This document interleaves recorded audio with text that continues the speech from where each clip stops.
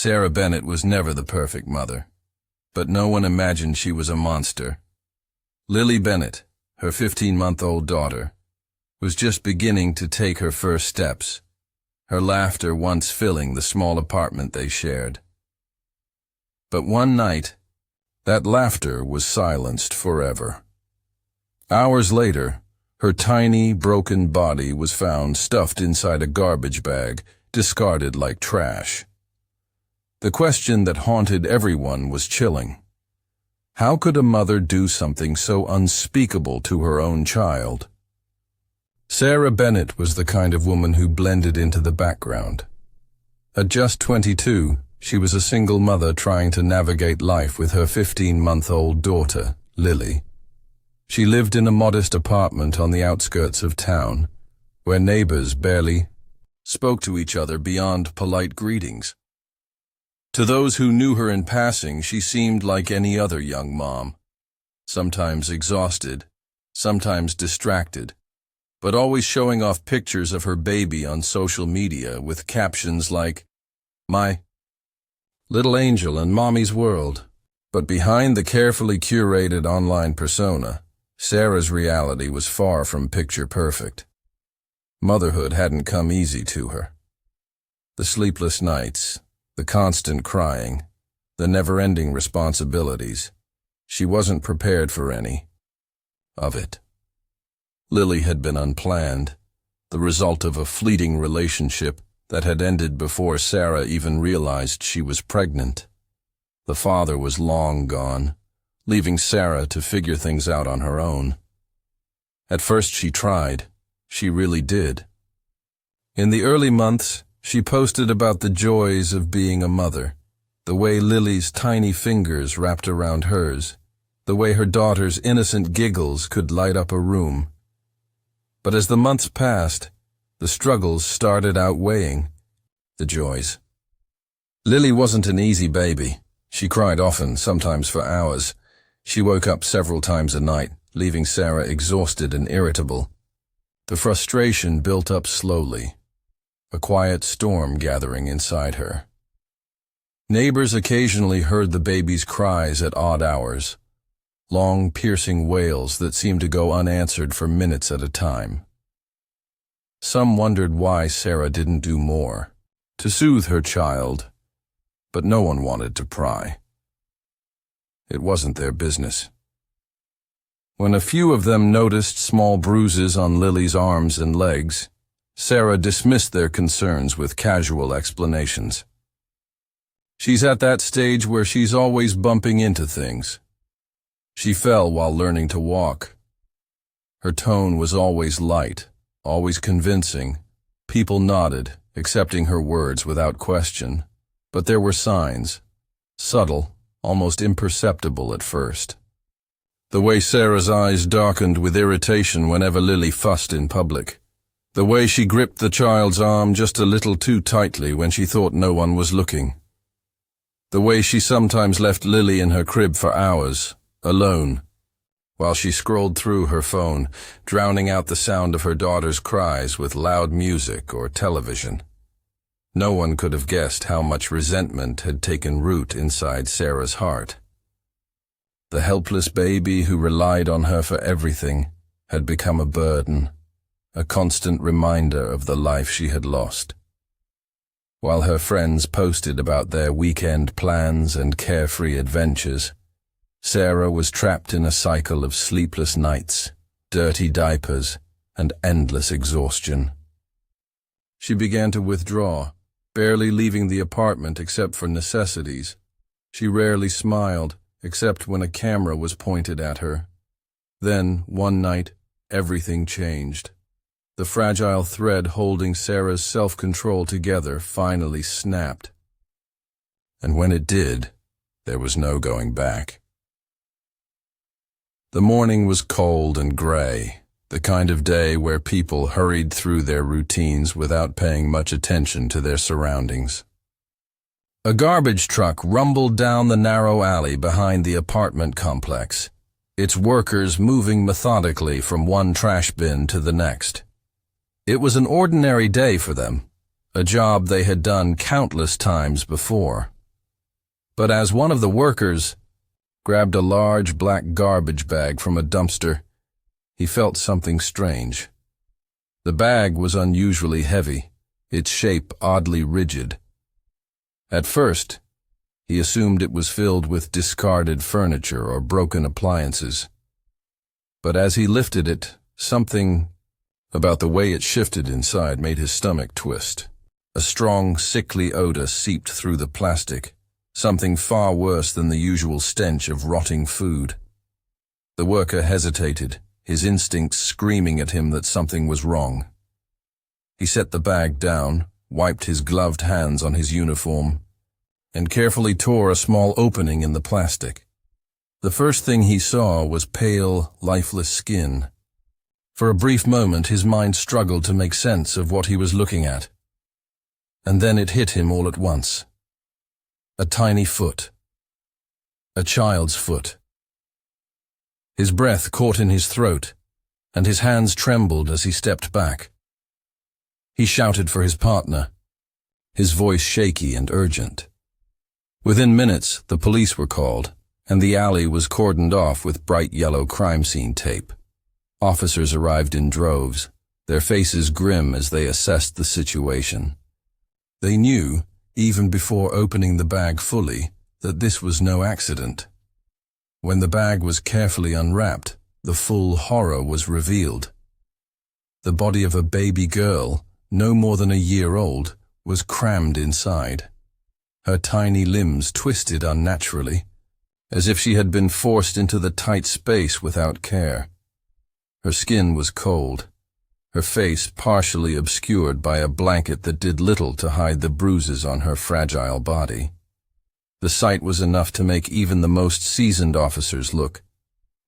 Detectives arrived shortly after, their questions sharp and immediate. Who lived in the apartment complex? Had anyone reported a missing child? Had any neighbors heard or seen anything unusual? It didn't take long for them to connect the dots. The child matched the description of Lily Bennett, the 15-month-old daughter of Sarah Bennett, a young mother who lived just a few doors down. Officers knocked on Sarah's door, their fists firm against the wood. When she answered, her expression was unreadable, her eyes vacant. She didn't ask why they were there. She didn't demand to know what was happening. She just stared at them, silent and still. That silence, more than anything else, sent a chill through the officers' spines. They had seen many cases of grief-stricken parents before, but this was different. It wasn't shock. It wasn't devastation. It was something much darker. Something they would soon come to understand. Sarah was taken to the police station, where detectives wasted no time questioning her. She sat in a cold, windowless room, her hands resting limply on the table in front of her. Her face was pale, her expression eerily blank. Most parents in this situation would be frantic, demanding answers, insisting that a mistake had been made. But Sarah remained quiet, staring at the wall as if she were somewhere else entirely. Detectives began with simple questions. When was the last time she had seen Lily? Had she noticed anything unusual? Had anyone been in her apartment recently? At first, she answered in monotone, her words slow and detached. She claimed Lily had been in her crib the previous night, sleeping soundly. When she woke up that morning, the crib was empty. That was her story. Lily had vanished. Someone must have taken her in the middle of the night. But detectives weren't convinced. There were no signs of forced entry in Sarah's apartment, no broken locks or open windows. And most telling of all, she hadn't called the police to report her child missing. When asked why, she hesitated, her fingers tightening slightly against the table's surface. She mumbled something about being too panicked to think straight, but her lack of emotion told a different story. Back at the apartment, officers conducted a thorough search. The small living space was cluttered but not unusual, except for the stains. Dark spots on the carpet near Lily's crib, smears along the wall, partially scrubbed but still visible under the glow of forensic lights. A deeper search uncovered something even more unsettling. On Sarah's laptop, investigators found disturbing searches in her browser history. How to stop a baby from crying permanently. How long does it take for a baby to stop breathing? And what happens if you shake a baby too hard? The timestamps on these searches were from just days before Lily was found in the trash. The evidence was stacking up, and detectives could feel it. The truth was close. The autopsy report arrived that evening, confirming what they already feared. Lily hadn't simply passed away in her sleep. Her body told a horrifying story of pain and violence. Multiple fractures, some fresh, others in various stages of healing. Signs of blunt force trauma to the head. The medical examiner confirmed that Lily had endured prolonged abuse before her death. This wasn't a one-time accident. This had been happening for a while. When detectives confronted Sarah with the evidence, her mask of indifference finally cracked. Her breath quickened, her hands clenched into fists. She denied everything at first, but her words grew shaky. The room seemed to close in around her, as the weight of what she had done became undeniable. She looked down at the table, silent for a long moment, before whispering something almost too soft to hear. I just wanted it to stop. And with that, the interrogation took a darker turn. The weight of the evidence was crushing, and Sarah knew there was no escape. The detectives sat across from her, their eyes unwavering as they waited for her to speak. The silence in the room was suffocating. For the first time since her arrest, Sarah's cold exterior began to crack. Her breathing grew uneven, and her fingers trembled slightly as she rubbed them together. It was as if, for the first time, she was realizing that there was no way out of this. After what felt like an eternity, she exhaled shakily and muttered something under her breath. The detectives leaned in. "I didn't mean to," she repeated, her voice barely above a whisper. They let her sit in the silence, allowing the weight of her own words to settle over her like a suffocating blanket. Then, slowly, they began to push. They asked her to explain what had happened that night, and Sarah hesitated before finally opening up. She admitted that she had been frustrated. Lily had been crying nonstop for hours. No matter what she did, the baby wouldn't calm down. The sound pierced through her skull, an endless grating noise that made her feel like she was losing control. She had barely slept in days, and the exhaustion felt unbearable. At first, she tried to ignore the cries, burying her head under a pillow. But the noise wouldn't stop. It never stopped. In a moment of pure rage, she stormed into Lily's room and yanked her out of the crib. She shook her violently, screaming at her to be quiet. But instead of stopping, Lily's body suddenly went limp in her arms. The room fell, eerily silent, the sound of Sarah's own ragged breathing filling the space where the crying had once been. She stood there, frozen, staring at her daughter's lifeless body, unable to process what had just happened. Panic set in. She placed Lily on the floor, shaking her, begging her to wake up. But it was too late. The baby's fragile body had suffered too much trauma. She was gone. Sarah sat beside her, rocking back and forth, her mind racing. She thought about calling for help, but fear quickly overpowered her. She knew what would happen if she called 911. They would take her away. She would go to prison. Her life would be over. So instead, she made a decision, one that she would never be able to undo. She wrapped Lily's tiny body in a blanket, then in a garbage bag. With shaking hands, she carried the bundle outside to the trash bin behind the apartment complex. She shoved her daughter's small frame inside, forcing her limbs to fit into the confined space, not caring about how unnatural it looked. Once the lid was closed, she stood there for a long time, staring at the dumpster as if expecting it to erase what she had just done. Then, without looking back, she walked away, leaving Lily behind like she was nothing more than another piece of trash. The courtroom was silent as the judge read the verdict. The air was thick with tension, the weight of the crime hanging over everyone in the room. Sarah sat motionless at the defendant's table, her face pale, her hands resting in her lap. She didn't cry. She didn't beg for mercy. She simply stared ahead, as if she had already accepted her fate. The jury had deliberated for less than 2 hours before reaching a decision. Guilty. The word echoed through the courtroom, final and absolute. Sarah showed no visible reaction, but the gasps and whispers from the gallery filled the space around her.